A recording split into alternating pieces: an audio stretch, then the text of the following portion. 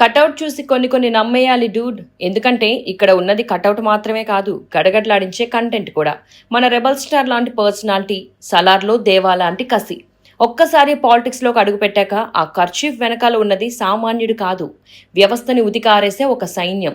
అతని పేరే బలేంద్ర షా. ప్రపంచం పిలిచే బ్రాండ్ నేమ్ బలేన్ షా. సీట్లో కూర్చుంటే ప్రధానమంత్రి, బయటకొస్తే మొండి మొగుడు. లెజెండ్లో బాలయ్య చెప్పినట్టు సీటు చూసి కాదురా, ఏటు చూసి రావాలి అని నిరూపించిన నాయకుడు. నిన్న కాట్మాండ్ వీధుల్లో అక్రమ కట్టడాలను కూల్చిన అదే బుల్డోజర్ నేడు దేశ ప్రధానిగా వ్యవస్థలో ఉన్న అవినీతి కోటలను బద్దలు కొడుతోంది.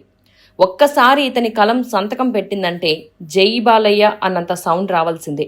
నడకలో క్లాస్ ఉన్న, పాలనలో పక్కా మాస్. మన పుష్పరాజ్ లాగా తగ్గేదిలే అంటూ పాతతరం రాజకీయ ఉద్దండులకి చెమటలు పట్టిస్తున్నాడు ఈ 35 యువసింహం.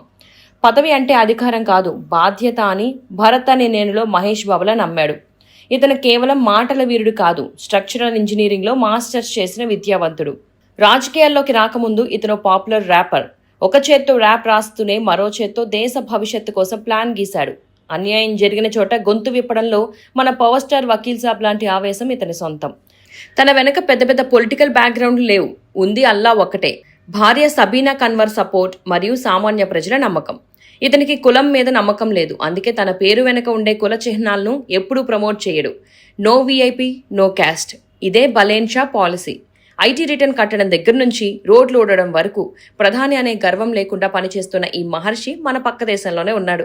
సినిమాల్లో హీరోలు వస్తుంటారు పోతుంటారు, కానీ రియల్ లైఫ్లో ఇలాంటి హీరోలు అరుదుగా వస్తారు. 1990లో పుట్టిన ఈ 35 యువ కిషోరం నేడు నేపాల్ దేశానికే కింగ్ మేకర్.